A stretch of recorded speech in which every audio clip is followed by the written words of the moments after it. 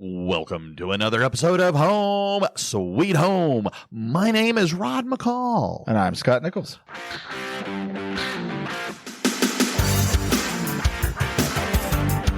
Happy Monday. Yeah. Or as I tell my kids, Monday is fun day. Yeah. And they respond exactly. That's exactly what Monday is. You know that song, Monday, Monday. No, Monday's great, right? I thought it was Bloody Sunday. No. No? We'll stay away from that. Okay. Right. No, I mean, Monday is a new opportunity, right? Every day is a new opportunity. And Mondays, I think they get a bad rap for being the first day of the work week. Sure. But, in different cultures, their first day of the work week is sometimes Sunday. Yeah. And they work Sunday through Thursday, and their weekends are Fridays and Saturdays. Sure. So, I don't know. Maybe it's just our biased culture. Or maybe it's the fact that we worry about all kinds of things. Oh my goodness, right? Like we worry about all sorts of stuff, right? You worry on Sunday night about Monday morning. I saw a meme that said, for business people, right? Like, about what your culture is at work. Yeah. Right? Your culture at work is can be defined by how people feel on Sunday night. Yes. About Monday morning. Yeah, I saw that. Right. So, I mean, but we don't need to worry. Well, like stuff's going to happen every day. We just need to know how to get through it. I like the song, Don't Worry, Be Happy. Yeah, which you can do in Jamaica, right? Yes. Well, I won't try and sing it. So I thought today, maybe if you're all right with this. I'm always all right with it. Well, thank you. I thought we would talk about a particular blog I saw. And it's basically why we worry and what we can do to actually worry less. So I found that now I apologize. My ability to identify names, if you're not Smith or Jones, I have run a risk. So, but anyway, there was the guy that wrote this particular one. His name is Dr. Tomislav Zabosnik. I think you did a great job there. Well, thank you. I hope I didn't butcher his name. But he is a California-based licensed clinical psychologist, and he is the associate director of UCLA's Anxiety and Depression Research Center. And so as I read through this guy's bona fides, I thought, okay, this guy is, he's got a PhD in clinical psychology. And so he might know a little bit about what he's talking about. And he says that a lot of times we worry too much, and we worry about things that don't need to be, worried about. In fact, he says worry is a perseverative, unpleasant, time-consuming, effortful, and inefficient use of our time. Sure. Now, there was a word in there I did not know. Yeah. And I had to look it up. It was perseverative. In fact, I had to practice in that quite a few times so I would get it right. So I look it up, and God bless Google. So I look it up, and it says perseveration refers to a tendency to continue or repeat thoughts, actions, or behaviors despite their lack of appropriateness or effectiveness. In essence, it's basically getting stuck on a particular idea, topic, or response, even when there is no evidence to support it or when it's past time to move on. So in my layman's terms here, like this sounds to me like a super bad habit. Can be. Right. Like that's possible, right? I just keep doing something or thinking something that is not true or not valuable to me. But I keep doing it. Why do I keep doing it? I mean, that's a good question, right? You're there you go. There you go. And, one of the things that he throws out there at the beginning of this article is that people who worry believe that worrying will protect them from potential future problems. And it's kind of like, no, you can worry to the point of creating maybe even self-fulfilling prophecies. Yeah. And that usually doesn't happen because most of the time what we worry about doesn't come true, or if it does, it's nowhere near as bad as what we kind of imagined in our head. It's coming.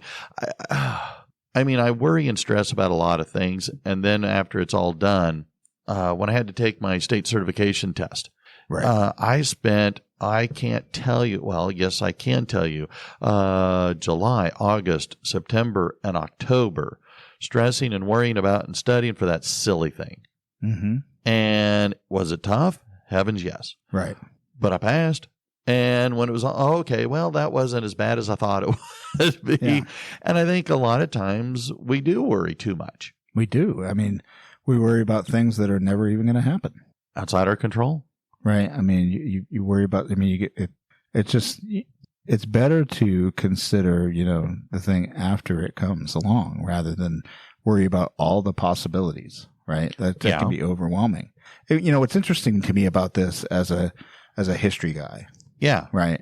And I read a lot of history, but, as a history guy, you look back and you think about, the human race and like, we're just not all that different now than we were 2,000 years ago or 5,000 years ago. Right. Mm-mm. I mean, there are whole religions and, I mean, the one that comes to mind immediately is from, the Bible, right? Where Jesus is saying, don't worry. Mm-hmm. Right. I mean, it's like you're like spreading seeds on thorns, kind of thing. Whereas in Buddhism, they do some things for mindfulness. There's Taoism that's talking about, or Taoism that's talking about, controlling yourself and your thoughts and all that. I mean, there's all these religions deal with worry. Mm-hmm. Like worry is a thing that everybody's been doing. So like when we act like, well, we're anxious or we're worried about something, it's not like it's new. It's not because social media is around. It's not because we're busy or anything. Mm-hmm. It's like everybody throughout all of history has had this problem. It's about how much we allow it to control ourselves. Mm-hmm. They put a quote in here from a French philosopher named Michel de Montaigne. And he the French philosopher describes his own anxiety and worry. Right. And he says, my life has been full of terrible misfortunes, most of which never happened. Mm-hmm. And I again, it piggybacks on what you were just saying. Throughout humankind, we worry about all kinds of things. And I'm reminded of Maslow's hierarchy of needs. Yeah. And there's things that we got to make sure we take care of. Sure. But sometimes, we can get caught in the weeds of worry about things that, well, what if I got to do that? Well, but what if they do this? Or what if I do this and then they say that and then I respond and then they do? And, you could go off on a tangent down a rabbit hole, however you want to say that, on things. And it's kind of like, well, why don't we try it first? Well, and it can become especially problematic because we can worry about things that we think might happen, and that actually it's like a self-fulfilling prophecy, right? Like mm-hmm. the fact that we worry about it will prevent us from moving forward into the thing that we should have been doing, but now we're not, and we make that worry actually kind of come true. So, I mean, we can prevent ourselves from having successes and having things because we worry about stuff. I mean, it's just yes, and it's pervasive. And they're saying here they published some results of a study that was done in 2020, and it was saying that the average person has 34 very distinct worries in a 10-day period, and of those 34, I guess I'm way above average. Congratulations, you're above average. But it was saying that of these 34 very distinct worries, almost 92% did not come true within a 30-day period. That's amazing. And that's the average. And if you're above average, well, congratulations. That means even fewer of your worries come true. So basically, we spend a lot of our brain power and time imagining possibilities of things that might happen that could be bad for us, instead of focusing on the good things and having a set goal to work towards. Yeah, pretty much. Kind of what you're saying. And one of the things that this study came out with was that even if some of these things did come true, 30% of the worries were actually better than what they expected. So not only did they not happen the way they thought, they came out on a better end of things. So 30%, that's almost a third of the worries that we had the results were not just not negative, they were improved. Sure. So we worried about the wrong thing for the wrong reasons. And so, I mean, because it's just, I don't know, these ideas of feared outcomes can be super destructive. It can prevent us from doing things, from from talking, from acting, from going and doing stuff. It can be paralyzing. Wow. And that's what it's powerful. Well, yeah. And as I was reading through this, I'm going, holy smokes. And so I kind of thought, okay, well, why do we worry? And a lot of times, well, we worry because, well, we're kind of afraid. And when we're worried, what if I do this? Well, what if I say the wrong thing? What if, I really like them, but they don't like me the same way? Well, I don't know.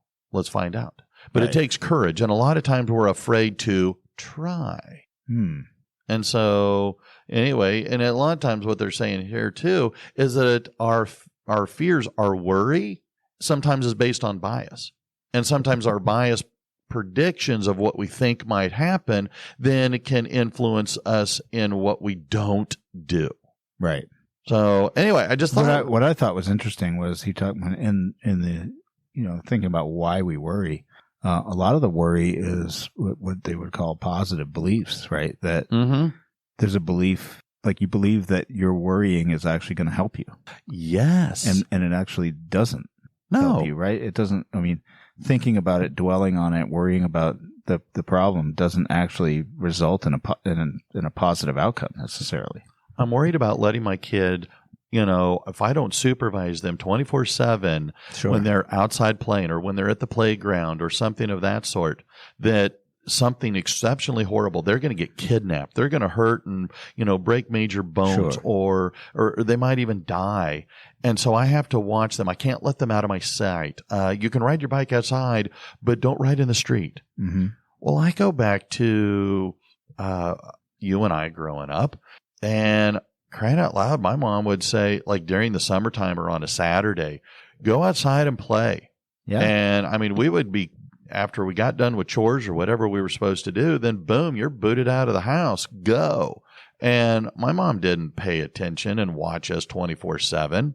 And the idea was go out and, we'd ride bikes for miles. Right. I don't know how many parents allow their children to do that because why? They're worried something bad might happen. Our generation was, when the streetlights come on, you better be home. Yeah. Yeah. Right. So, but that, and admittedly, right, we live in somewhat of a different world, in some cases, and depending on the neighborhood you lived in and those kind of things. But, still, at some point you have to provide that freedom to your children, and you may still worry. But when everything comes out okay, maybe you'll just worry less. Well, and a lot of times these negative beliefs that we worried about we worry about things that we can't control.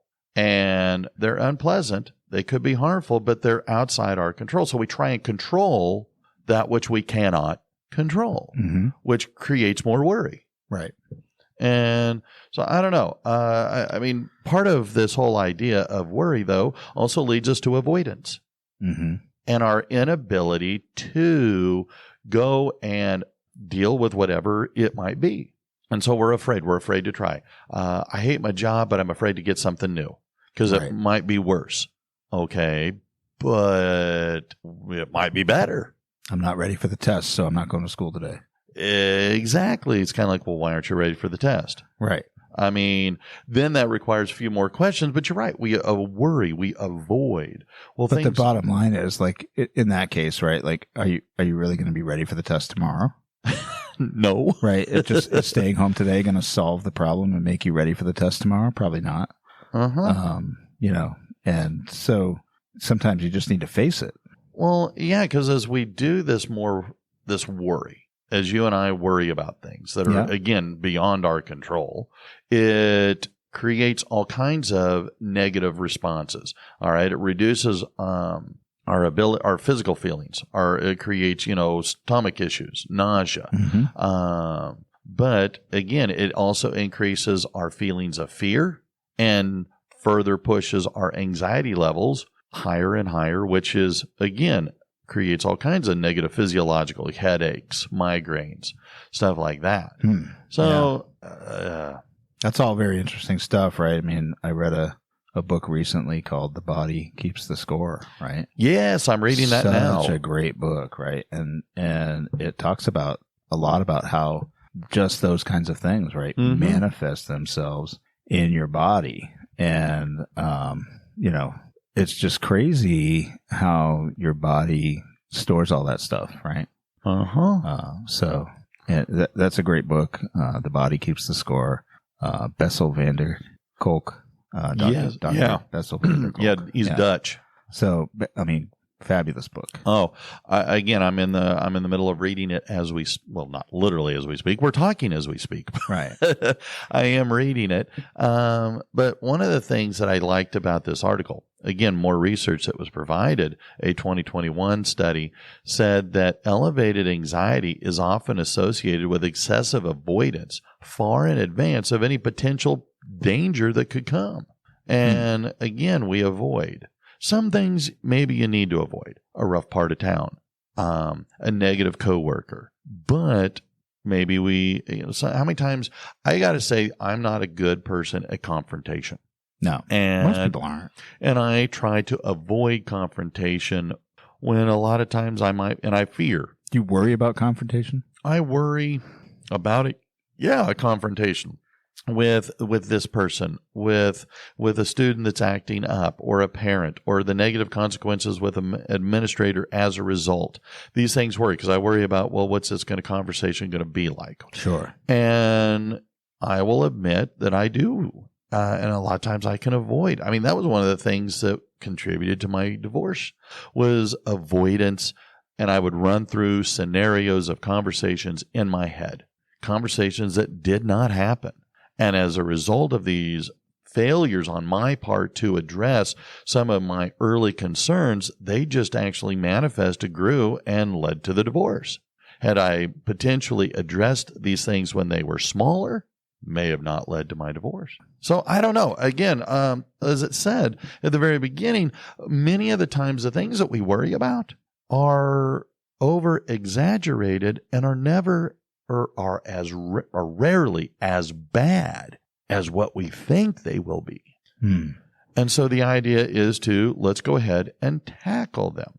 And because again, as we choose to avoid them, the worry gets worse. It takes up a lot of our time, sure, our efforts, and it takes an emotional toll on us. And so I don't know.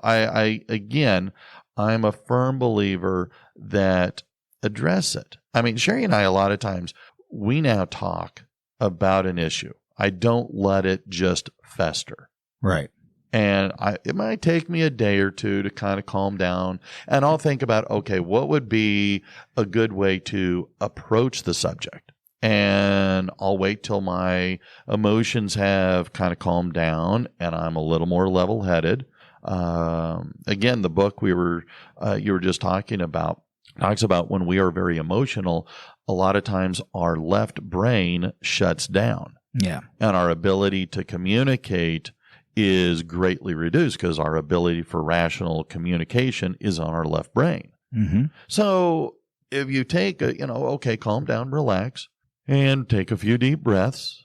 And now let's think about, because one of the things that they suggest here is actually problem solving. How can we solve the problem?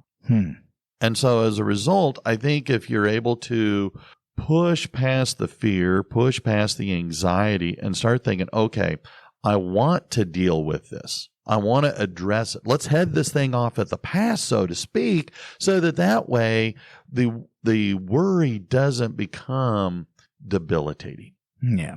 I don't know. Have you ever tried anything like that? So a common problem that people have in marriages, right, and something that they often worry about is money. Oh, absolutely. Right. And so you worry about money. Maybe you don't have enough money, right? Maybe you're hitting the overdraw on your checkbook. Yeah. And people worry about that because, the rent's coming due, or I got to buy food this week, and where's that going to come from, and how am I going to do, So there's a couple things there, right? Like you definitely need to problem solve for the now.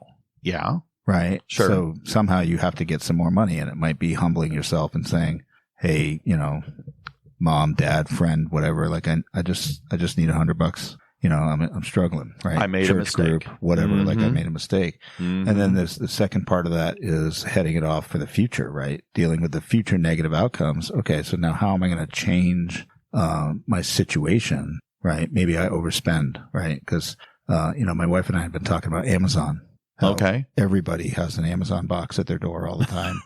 Yeah. We buy Amazon. We were wondering if Amazon itself has contributed to a greater debt in the United States because it's so easy, right, to order. Sure. And they push things out to you. Like if you have Alexa, it's like, hey, here's a suggestion, something you want to buy, right? Like, I mean, you get those things, right? Okay. So they're pushing it out to you all the time. It's like the store showing up at your house and taunting you with, hey, here's something you should buy. I hadn't thought about it that way. If you are a spender, and you don't have the control over your spending is very good, then you can easily end up in that first situation I told you about, where sure, I don't have enough money to buy my groceries this week. Sure, because I bought too many things on Amazon. The lucky thing is Amazon has a great return policy. Just send it back and get your credit. There you go. Right? There you go. Like, but you have that future, right? Like where you need to get control of your financial planning, and doing that can really help you. Well, and that's where that kind of pushes on to what they're saying, that if we can find a way to solve our problems, problem solving is the top way to address worry. Yeah. Take it from a hypothetical to a practical. And in fact, it says here, problem solving is much more time and effort bound as well as effective in addressing our worries. Yep. And a lot of times when we worry, we'll kind of maybe, not only will we worry in our head and go down rabbit holes, we might even research. Well, if you can take that research into possible potential negative outcomes, why don't we look for potential successful outcomes? Let's face the elephant in the room, so to speak. What is the problem? Okay, instead of dreadful worry, let's take a solution approach to this. In fact, one of the things that in my becoming a professional counselor, a lot of folks ask, well, what is your primary theoretical approach? And I'm going, well, I want to help you solve whatever your problem is. Yeah. Solution focused. And there might be a lot of different ways to get there, but our goal is to help you solve your problem. And so if we take this solution approach, then we can figure out, okay, let's map out what we can do. What are our options? Sure. And let's, take the time, effort, and energy, and let's redirect it from worrying about things that probably won't happen to solutions to fix it. You're talking about money, and you're worried about talking to your spouse, significant other, your parents about, well, I had some money, I made a few bad decisions, and so own it. Right. Own it and address it and have a conversation, because that conversation actually, there might be a little bit of hostility on the other end, maybe some yelling, maybe some screaming, but at the end of the day, you get through it and you then have a plan. Right. So I think that, having some goals helps, right? So especially if you are worrying about a particular topic like finances. Yeah. Having a broad goal of like, I'm going to get healthy in my finances. Okay. And then that way you have a focus of like, so what can I do today to be healthy in my finances? Maybe it's, for one day, I'm not going to order anything. I'm not going to order lunch. I'm not going to order from online. Mm-hmm. I'm not going to do these things, right? Just for one day and see how you feel at the end of the day, right? It'll probably feel good. Hey, I accomplished. I didn't spend extra money today that I didn't need to spend. Right. Mm-hmm. And I had a healthy lunch and whatever. For the past 4 years, I have operated in my life on 3 goals. Okay. And I'm not typically a goals oriented person, right? Like we had a whole thing on like resolutions. Yeah. I don't care for them. I don't feel like they work very well for me. Okay. Because it's easy to ignore them, and I often like, oh, squirrel, right? Yeah. So, but I've had 3 very broad goals, right? Okay. And the overarching goal of that is health. Underneath that, I would place finances, right? So health and finances. Okay. Health in physical, my body, and health in mind or spirituality. Okay. And that's kind of what I focused on for 4 years, right? Mm-hmm. Have I achieved it? I am not I'm by no means a thin minister who's rich, right? I haven't gotten there, right? And that's not necessarily where I want to be. Sure. Right. I mean, I definitely want to be healthy at a healthy weight. Okay. Right? I want to eat healthy. I want to feel good. I want those things. I want to have my finances be, in better order, every year. Okay. Than what they were. But that means they need to be in better order tomorrow than they were today, right? Like I need to take small steps back to that Atomic Habits idea, right? Oh, sure. And it takes small steps. And so I've been working on it for 4 years, right? And I feel like I've made a lot of progress. I feel good about it. And that's, but you have to like have some kind of a goal and then say, well, what's like one thing that I can do to work towards that goal? And then once you master that, what's another thing? Well, and that's, I love that. I love it. That is fantastic. And that ties right in with what Dr. Zaboznik says here towards the end of his posting. And he says, how do I stop worrying so much? And he has a few steps. And he says, basically, 1, know what's the difference between worry and problem solving. Yeah. And if you can go, well, I'm worried, but my worry is I'm trying to solve the problem. Second, a little bit of mindfulness. I mean, we've talked about this in the past. Absolutely. But mindfulness allows us to kind of contemplate, think about, and do it in a non-judgmental way. Look, accept what it is. Yeah. And, you can forget about blame. All right. Just accept what is, and let's work through the blame, and boom, let's solve it. All right. Third, he talks about how our thoughts, well, it ties in with cognitive behavior therapy, or CBT. Mm-hmm. And he says worries are thoughts, and thoughts may or may not be accurate, and they may or may not come true. So by the idea of understanding which of our thoughts, what is the direction of these thoughts? Yeah. Are these constructive or destructive? If they're destructive, then that's the negative side of worry. If they're constructive, then, okay, we're working towards a solution. Right. All right. And then he says shift from worrying to problem solving to engaging. Mm-hmm. Begin putting that plan into action so that way you can now actually solve the thing that is causing you to worry so much. Yeah. Now, I don't claim to know all the things, right? I mean, no. That's why I read books like we talked about. Yeah. Right? And it, actually, for me, right, like my physical health and my spiritual health, right, for me means reading books. Mm-hmm. And I have never been an avid reader. Last year, I read 40 books. Wow. That was like a huge step for me, right? And fantastic. I'm working towards at least hitting that same number this year. Maybe more. Mm-hmm. Right. I love reading. One of the books that I read is called, The Pursuit of Happiness, because I'm a government teacher. Mm-hmm. And it's by Jeffrey Rosen. And that book, he looks at what the founders of the United States believed about the pursuit of happiness. And we all think, it's about money or whatever, right?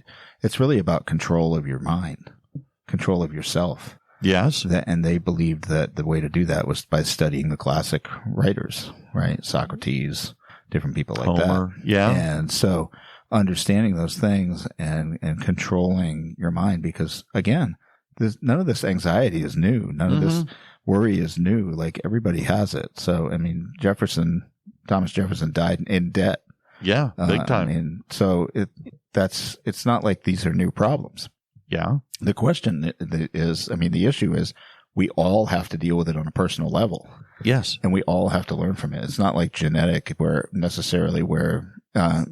if my father mastered it, now I'm never going to worry, right? Like that's not a thing. So, I mean, there's all kinds of medical stuff involved in there, obviously, but, this idea that our brains, this is the medical side that I understand, our brains actually like create pathways. Yes. And our thinking goes along those pathways. And it takes effort and, sometimes counseling and professionals to help us change those pathways. Yeah. And it takes time. I've been working on mine for 4 years. Time and effort. Right? I mean, I've been working on it for 4 years and I'm not there yet. And I'm going to keep those goals. And I'm going to keep doing it. But that's what it takes, right? You've got to work it. You've got to intentionally try to change those thinking processes. And it's not easy. No. And that's what I liked what you said just a little bit ago about what did you learn? Because that's the last thing that Dr. Zaboznik suggests is when you've made your attempt, what did you learn? Yeah. Did you learn from this process? And was it effective? And if the answer is yes, well then, okay, now you may have found a way that can help you solve other potential issues when you start to worry. Absolutely. If the answer is not, okay, well, then start dissecting that and trying to figure out, okay, did any of it work? If so, what parts? What parts didn't work? What could you do differently? And again, the idea is to problem solve your way out of whatever it is that has caused you to worry about whatever you're worried about. Yeah. And so, I don't know, it can definitely, if we can find a way to address our worries, our concerns, not that they're fake or that they're not legitimate, because some of them probably can be and might very well be are. But let's work towards a solution to solve it rather than allow it to grow, fester, and become a raging monster that can debilitate, who we are and what we do. Yeah. So I don't know. I really like this, and I like the topic. I mean, it's tough, right? Life is tough, and we tend to be very creative and inventive, even if you don't think you are. Yeah, we tend to create a lot of those thoughts. Well, out of thin air. I want to pull from something you said at the beginning. And this ties in with Buddhism. And Siddhartha Gautama, known as the Buddha, right? He said there's several, they call them the Four Noble Truths, but I like it. He says, 1, life sucks. 2, life sucks because we want stuff. Yeah. 3, if you stop wanting stuff, life will get better. Yeah. And I kind of, to me, that rings true and has some value in some of the ways that I see things, and it's kind of like, look, stop wanting. Yeah, and I mean, that's tough because as we grew up, right, like the 80s was material. Right? Yes. That was all material, and it's been since then. So, yeah, it's tough. But anyway. It's tough, but happiness isn't found in stuff or money or any of those things. No. Right? I mean, I truly believe that when we can control our thoughts and our bodies, that we can feel happier.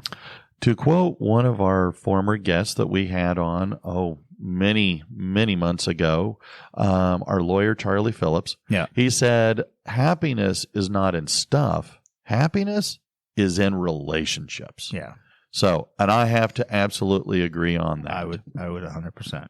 Well, that's all I got. We've worked through Zaboznik's posting. So I say farewell. I'm Rod. I'm Scott. See ya. Bye-bye.